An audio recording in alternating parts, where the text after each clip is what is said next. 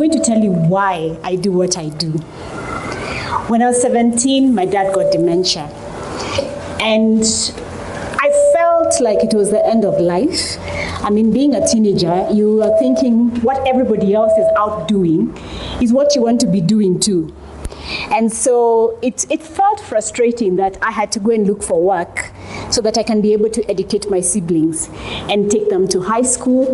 My younger sister was joining Form 1. I just completed Form 4. So don't start. Did I say the year? No. Okay, you're not counting how old I am.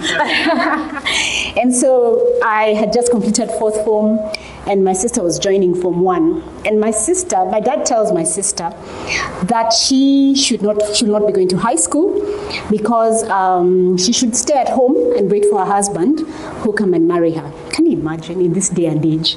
And so my dad had retrogressed and started thinking in the African traditional way that girls did not go to school.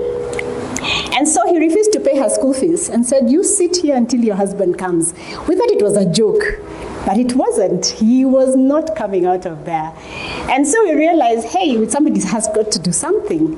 And so at 17, I ventured and I decided, okay, let's see. So I went out, looked for a job. And interesting, without even an ID, I got a job as what are they called? Laundry operators. We used to do. Have you been to the hotels and the bed sheets that you sleep on that are very comfortable? So while people are when you come and enjoy those facilities, we were the ones ironing them. And so you'd stand for so many hours trying to make ends meet. And it was quite frustrating initially because you're thinking, surely, is this what is there? It looked so bleak. There was no hope. It didn't look like there was a way forward. And my brother was also in Form 3 then. So I had to educate both of them, make sure that they go to school and they finish high school. And then I make sure each one of them got an opportunity to go and do a course.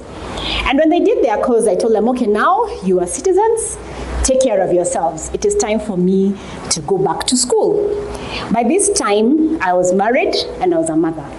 And I'm taking myself back to campus because now I never got the opportunity to take myself back to school.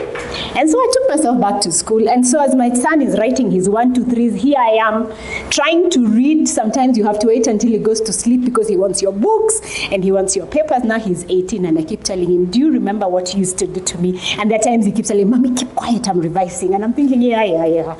So I went through a journey that if I looked back then, and I liked what you said about having the eye at the back, sometimes we never look at where we have come from, and sometimes we feel like life has given us this blow that we do not even know where do we start from, how do we move forward. It looks like so many things have been curtailed.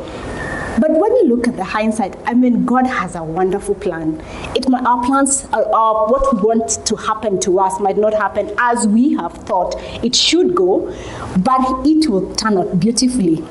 And so I managed to take myself back to school, and I did my counseling psychology, and I did my HR. And out of these same children who used to make me read at night, they started praying. God, we pray that mommy can be at home more often, and that mommy can be taking us to school, and she can be doing this and this for us because she's too busy being an employee. And I'm thinking, really? How do you say such a prayer? And so, who is God? He hears their prayer. And what happens? I'm retrenched.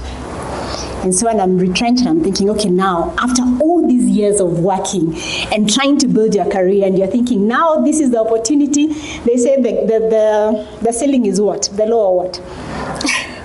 The lower limits. But you want to pass this glass ceiling and move on to the next level. And so I was retrenched. And here I am now trying to figure out, what do I do with myself? Because I was used to an 8 to 5 job. I was used to having money at the end of the month and trying to figure out, this is the way I want to go. And so out of that, when I was taking care of Dad, I'd had an idea of starting this organization. But after my dad passed on in 2009, I was like, you know what, I don't want to do this anymore. It's too much. It's tiring. It's emotionally involving. I don't want to do it. But God, when he wants you to go in a certain path, like I said, he will still push you in that direction. And so in 2013, I remember I was driving down Bagathi, and like 5 people called me on the same day, and they're like, I have somebody with dementia, I have somebody with this disease. And I'm thinking, really, why are you calling me? I mean, look for somebody else to tell your problems.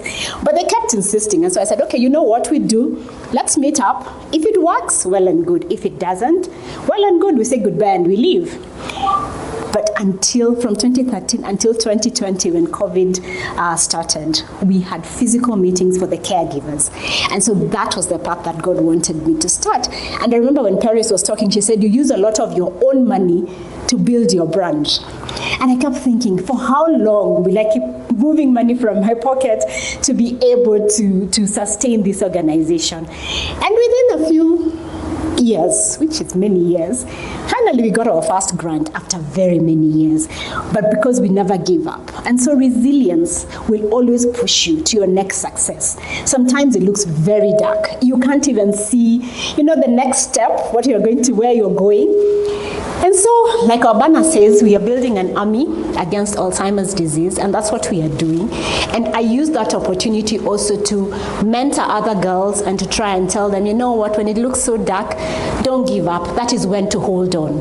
And then you will see how you move from your one level to another. And for me, the sister who almost never went to high school is now a doctor.